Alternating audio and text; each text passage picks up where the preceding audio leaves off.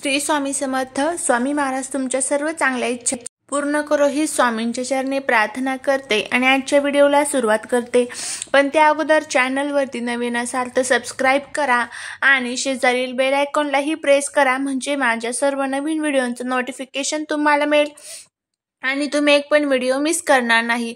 महाशिवरात्री आलेली आहे आणि 8 मार्चला शुक्रवारी आहे महाशिवरात्री. तर महाशिवरात्रीच्या दिवशी आपल्याला एक उपाय करायचा आहे. आपल्याला हे जे गोकर्णीचं फूल आहे ना, तर ते आपल्याला आपल्या घरी घेऊन यायचं आहे. तुमच्या आजूबाजूला जिथे कुठे तुम्हाला जर हे गोकर्णीचं फूल दिसलं महाशिवरात्रीच्या दिवशी, तर तुम्हाला हा उपाय जो आहे तो करायचा आहे. या उपायाने आपल्या घरामध्ये जी लक्ष्मी असते तर ती स्थिर राहते आणि त्याचबरोबर अप्राप्त लक्ष्मी आपल्याला प्राप्त होते. घरातील पैशांच्या अडचणी संपतात. घरामध्ये जो पैसा येतो तर तो आपल्याकडे भरपूर काळ टिकतो. तर त्यासाठीच आपल्याला हा एक उपाय करायचा आहे.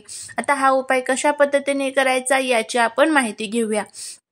तर बघा, जिथे कुठे तुमच्या आजूबाजूला हे गोकर्णीचं फूल जर तुम्हाला मिळाला, तर गोकर्णीच्या फुलामध्ये 2 प्रकार असतात. एक पांढऱ्या कलरचं गोकर्णीचं फुल असतं आणि एक निळ्या कलरचं गोकर्णीचं फुल असतं. तर तुम्हाला जे निळ्या कलरचं गोकर्णीचं फुल आहे ना, तर ते तुम्हाला भेटलं तर ते आणा, किंवा पांढऱ्या कलरचं जे असतं तर ते आणलं तरीही चालेल.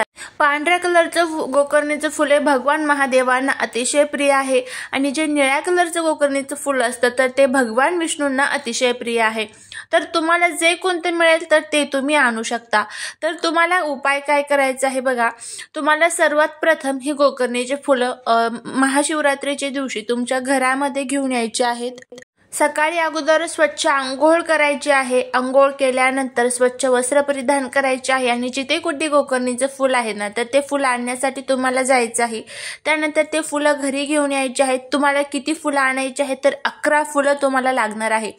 आता 11 फुलं नसेल तर काय करावं, तर विषम संख्येमध्ये जितके फुलं तुम्हाला मिळतील तर तितके तुम्ही घेऊ शकता. मग 1 घेतलं, 5 घेतले, 7 घेतले, 3 घेतले, 11 घेतले तरीही चालतील. ते कोणतंही घ्या, पांढरं घ्या किंवा मग जे निळ्या कलरचं आहे तर ते घेतलं तरीही चालेल.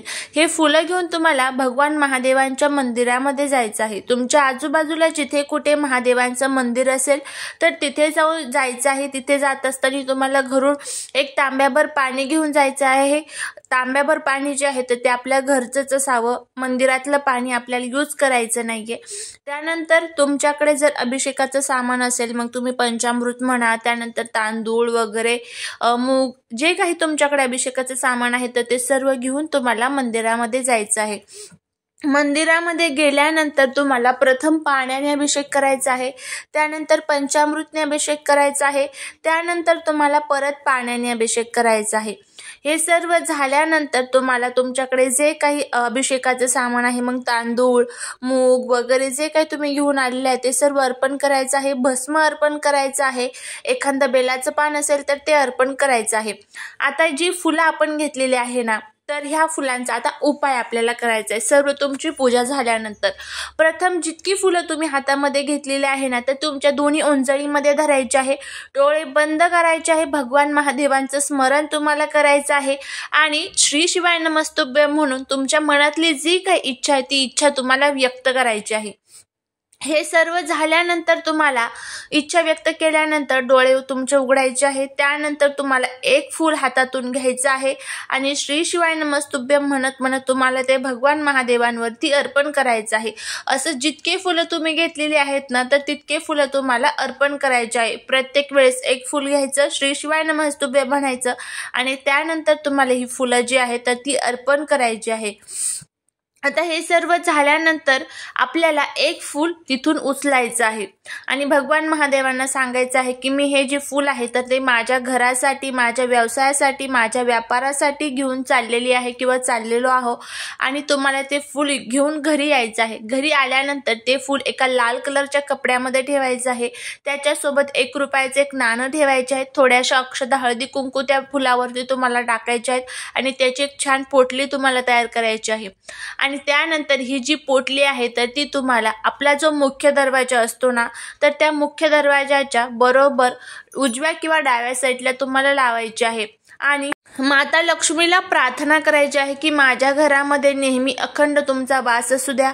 माता लक्ष्मी या चंचल आहेत, त्या त्यांना टिकून ठेवण्यासाठी आपल्याला अनेक उपाय करायचे असतात आणि आपण हा जर उपाय केला तर नक्कीच आपल्या जीवनातले जे काही दारिद्र्य, संकटे, दुःख, अडचणी आहेत ना तर त्या दूर होतील आणि माता लक्ष्मीची विशेष कृपा आपल्यावरती होईल। तर नक्की हा जो उपाय आहे करून बघा, तुम्हाला नक्कीच या उपायाचा छान अनुभव होईल। जे काही घरामध्ये अडचणी आहेत, दोष आहेत तर ते दूर होतील, सुख संपत्ती, पैसा वाढेल। आणि त्याचबरोबर ही जी पोटली आहे किती दिवस ठेवायची, तर बघा प्रत्येक महिन्यामध्ये शिवरात्र येत असते। तर आता ह्या महाशिवरात्रीला तुम्ही हा उपाय केला तर त्याच्या पुढच्या महिन्यामध्ये म्हणजेच एप्रिल महिन्यामध्ये तुम्हाला बघा शिवरात्र येईल। तर त्या शिवरात्रीच्या दिवशी तुम्हाला ही पोटली काढायची आहे आणि पाण्यामध्ये विसर्जित करायची आहे। तर अशा पद्धतीने तुम्हाला हा जो उपाय आहे तो करायचा आहे। शिवरात्र ही प्रत्येक महिन्याचं जे प्रदोषचं व्रत असतं, प्रत्येक महिन्यात प्रदोष असतो। प्रदोषचं व्रत झाल्यानंतर दुसऱ्या किंवा तिसऱ्या दिवशी लगेच शिवरात्र येत असते।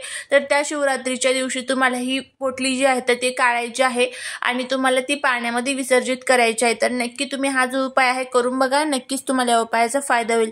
झालेली सेवा ही महाराजांच्या चरणी रुजू करते। व्हिडिओ जर आवडला तर लाईक, शेअर आणि सबस्क्राईब करायला विसरू नका। भेटूया पुढच्या अशा एका छानशा नवीन व्हिडिओ सोबत। श्री स्वामी समर्थ।